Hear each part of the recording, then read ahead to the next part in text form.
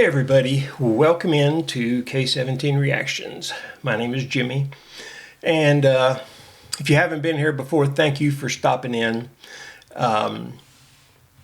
You're stopping into a very somber video this time.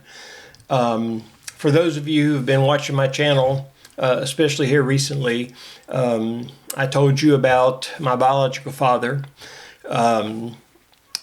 Back in October, on October 3rd of last year, 4 months ago, is the first time that I ever met him.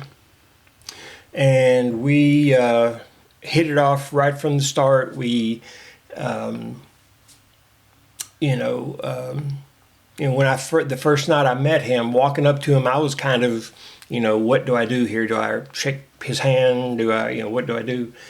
And I walked over to him and I kind of put my hand out to shake it, and he wrapped his arms around me and gave me a big old hug, and that was the start of a very close relationship, very good relationship. Also with Lisa, his wife, and his two daughters, my little sisters, Anna and Jessie. And again, those of you who've been listening the last week and a half or so, you know that my dad's been in the ICU down in Florida. He had a sudden emergency come up Wednesday before last, where he had to be rushed into emergency surgery and then a second surgery, and looked like he was going to be doing well for there a while, and then he kind of took a turn for the worse. And so it's kind of been up and down the last 10 days or so. And this past Thursday, which would be 3 days ago, I finally got some funds to be able to fly down there and see him. That night I called and I booked my flight and hotel and car and all that kind of stuff. And I recorded a video for him last night, another video I recorded to dedicate it to him, which that one YouTube blocked. I'm fighting over that one, but I do have it posted on my Patreon, and I will leave my Patreon down in the comments.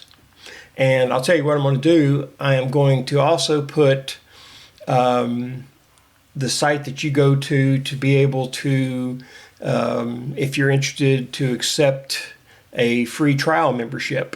And that way you can go over there and watch it. I will try my best to remember with everything. My mind's just, all over the place right now. But I'll try to remember to put that down in there.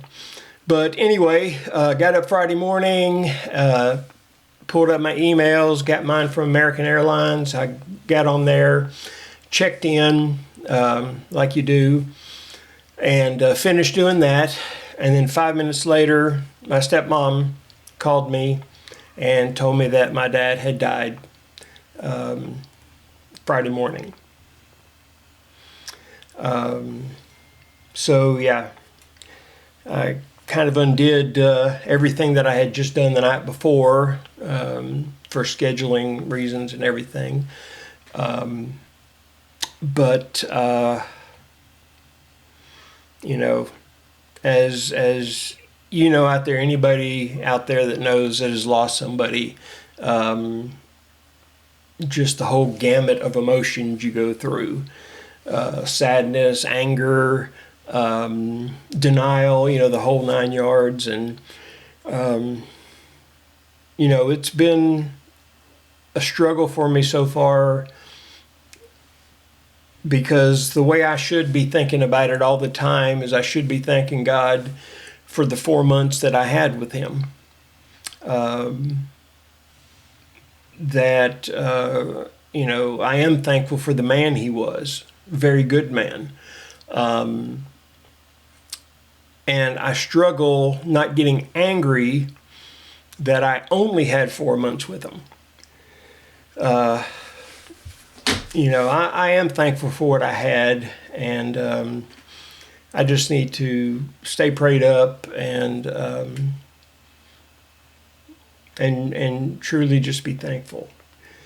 So anyway, saying all that, I do appreciate everybody out there who, sent me messages, said that you were praying and leaving, nice comments and everything.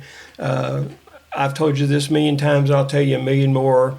You guys out there really, really mean a lot to me, and I thank you for everything.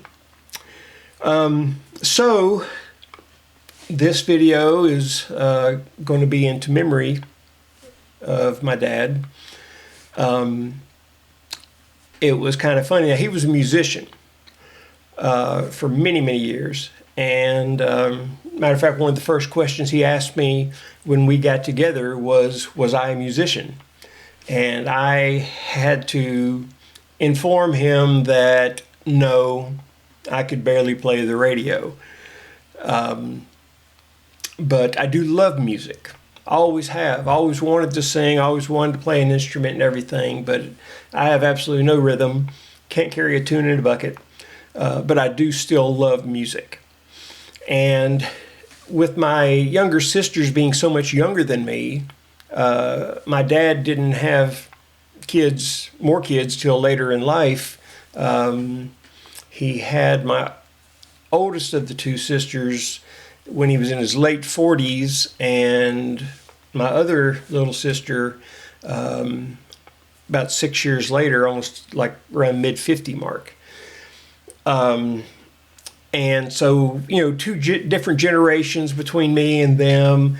And what I like to do is I will send YouTube links to different artists on YouTube, different groups that I grew up with, and different songs that I love. And it's worked out really well because, what I like and what they like, seems to cross over a good bit. I've sent them artists like Dan Fogelberg, Bread, Player, just all these older groups from the 70s and 80s that they weren't familiar with the music. She sent me some as well, including I did a reaction for her on one of the ones she sent me, a group that I'd never heard of before called OK Go, and the song's Love. If you hadn't seen that one, it's also here on the channel. But one of the last songs that I sent her after our dad had been in the hospital for a while, I sent her a particular song, not knowing whether she had heard it or not or anything. And it just so happened that the song that I sent her was one of our dad's favorite songs. And that is the song, even though I'm familiar with this song, I've actually got a reaction that I did to this song all the way back probably in late 2024. But it's a song I've loved for a long time. And I really think that the fact that it was one of his favorite songs too was just made it fitting to play this one now in his memory. The song is The Living Years, and the group singing it is Mike and the Mechanics. Now I do know that he also likes a version from the gospel group the Isaacs. Today I'm going to play the Mike and the Mechanic version of that song. Both of them are really good though. I like this original version, and I'm going to dedicate this to his memory. Dad, we didn't have a long time together, but I'm thankful that I got to meet you. I could not have drawn up a better man than I found. I thank you for the time that you gave me. I thank you for never doubting, for being loving and caring and compassionate and graceful, gracious the whole time. And I will cherish all the time that we had together. And I will also cherish the time I get to spend with Lisa and Anna and Jesse as well. So thank you. I love you. And this song is for you. So here we go.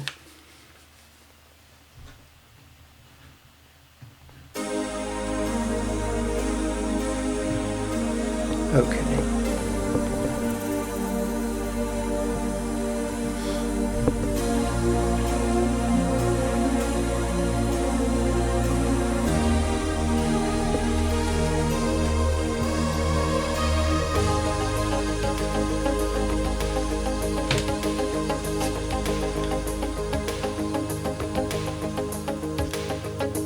Every generation blames the one before, and all of their frustrations come beating on your door. I know that I'm a prisoner to all my father held so dear. I know that I'm a hostage to all his hopes and fears. I just wish I could have told him in the living years. Oh, crumpled bits of paper filled with imperfect thoughts, still to conversations. I'm afraid that's all we've got. You say you just don't see it. He says it's perfect sense. You just can't get agreement in this present tense. We all talk a different language, talking in defense. Say it loud. Say it loud. Oh, say it clear. You can listen as well as you hear. It's too late. It's too late when we die. Oh, when we die. We don't see eye to eye.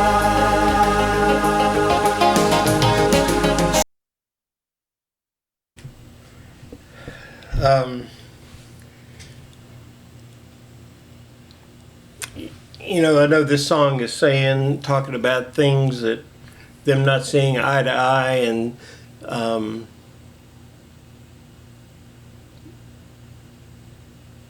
quarreling and so forth. And of course, my relationship with him wasn't that way, but still,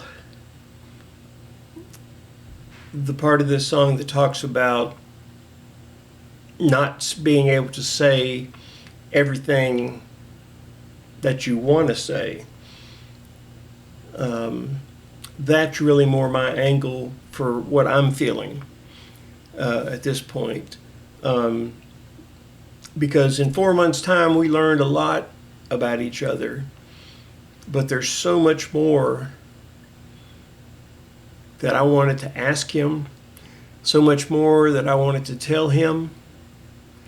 And that's kind of the aspect or the angle that I see it from.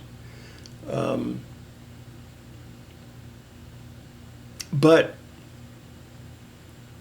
I am thankful for what I had with him. And I just hope and pray that I'll get the chance one day to see him again. And possibly tell him anything that I wanted to tell him. So, yeah, enough of me. Back it up just a tiny bit. And I love the choir. This song is great. I love the vocals, but the choir is just really moving to me. I thought that was a great touch that they added in when they did this video. Eye to eye. So we open up a quarrel between the present and the past. We only sacrifice the future. It's the bitterness that lasts. So don't yield to the fortunes you sometimes see as fate. It may have a new perspective on a different day. And if you don't give up and don't give in, you may just be okay. So say it, say it, say it loud.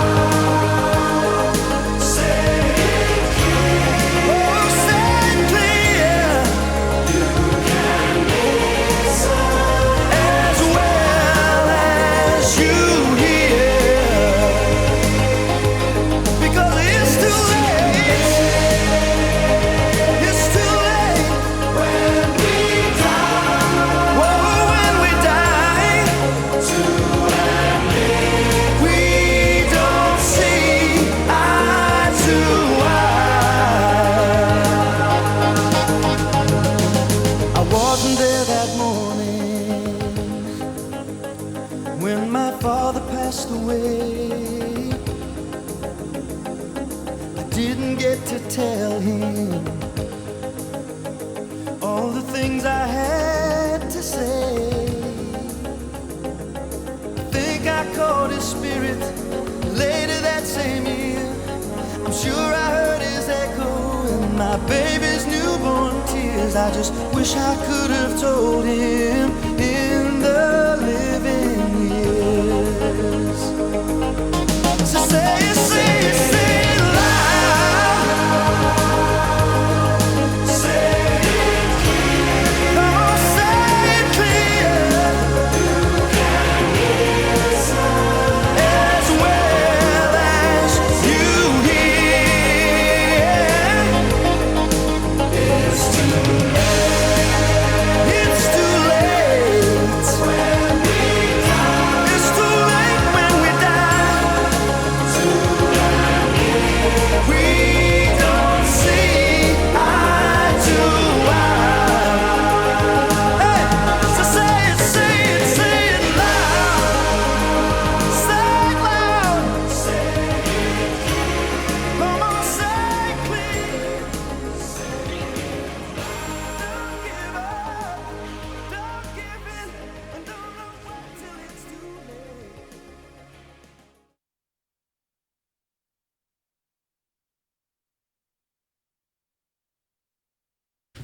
There you have it, Mike and the Mechanics, The Living Years.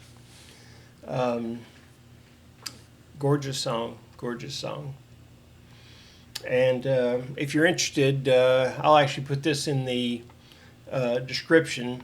I'll link the Isaacs singing this same song. They have a very pretty version as well. But, you know, I was raised and I was adopted by some wonderful, wonderful people. My mom and dad were, God, I mean, they were angels.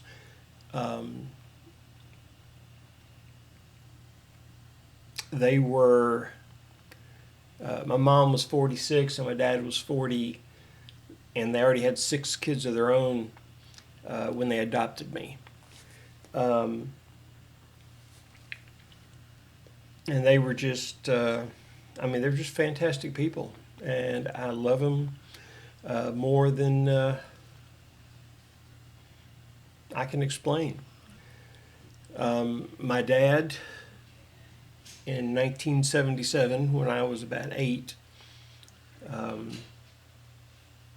he was diagnosed with brain cancer and had surgery to have the tumor removed. He came through that surgery and did well, and uh, didn't have too many issues afterwards. But over the next 3.5 years, he kind of slowly went downhill until he eventually was put into a hospital bed, became immobile, started having problems with his mind and everything. And some of you have heard this story before, but just the brief version of it is I went into his room on Christmas morning of 1980 to tell him Merry Christmas. And when I got in there, I couldn't get him to wake up. And so I went and told my mom. My mom called ambulance, took him to the hospital, and testing showed that he had another brain tumor. And the doctors at the time told my mom that they could go in and remove it, and he could very well live, but if he did, he would more than likely be a vegetable. And my mom didn't want that. Of course, didn't want him to live like that, and I wouldn't have wanted to. Back then as a kid, you want him regardless. But knowing what I know now, I know that she made the right decision. And sorry, I don't know if you can hear my roommate yelling at her chihuahuas, but yes, she did. He was 51 and I was 11. And from the majority of my life, rather than thanking the Lord for having my dad for 11 and a half years of my life, mostly, I just always think about only having him for 11 years. And, the older I've gotten, I've kind of gotten, better at not feeling that way. But now it's almost kind of came full circle with this one, with Rick, my dad. But I am not going to allow myself to stay down as far as complaining and so forth. I am so very thankful that I found him. I'm so very thankful that he's my dad. And just like my mom and dad who adopted me were very good people, he was too. So I was very blessed, and I am very blessed. But, man, I'm going to miss him. And I'm going to think about it quite a bit. But I want to stay strong for Lisa, his wife, and Anna and Jesse, especially with them losing their dad. Yeah, so if I could just ask you one more time, for those of you out there who are praying people, to just please keep the family, especially Lisa and Anna and Jesse, keep them lifted up in your prayers. Lisa's told me a few times that she feels it. She feels that the people's prayers. God comforts her, and that's what they need right now. So saying all that, I thank you for listening to this and staying with me on this. Let me just encourage you, like I always do, as far as mental health goes, please, if you're suffering with something, please know you're not alone. The enemy of this world will do anything he can to make life as bad for you as possible. And one of those ways is to make you believe that you're alone, that nobody else cares, that nobody else will take you seriously, nobody else wants to help, and those things are just not true. Tomorrow morning, when I get done with this, I'm actually heading to Huntsville Hospital ER, and I'll be admitted through there. And in the morning, I'm having what's called an ECT, which is electroconvulsive therapy, uh, one treatment that they do for depression. And with me, 5 decades worth of depression, um, I just have never really found anything uh, medication wise or so forth that have helped me. But these ECT treatments are one of the first things I've ever had that I really feel different because of. Um, I'm not saying that course is for everybody, but as far as as far as me myself, it has been helpful. So, but regardless, is if that's what you do, um, again, seek help. Don't go it alone. You don't have to. Uh, so, let me just encourage you with that. And I'll just say now, until next time.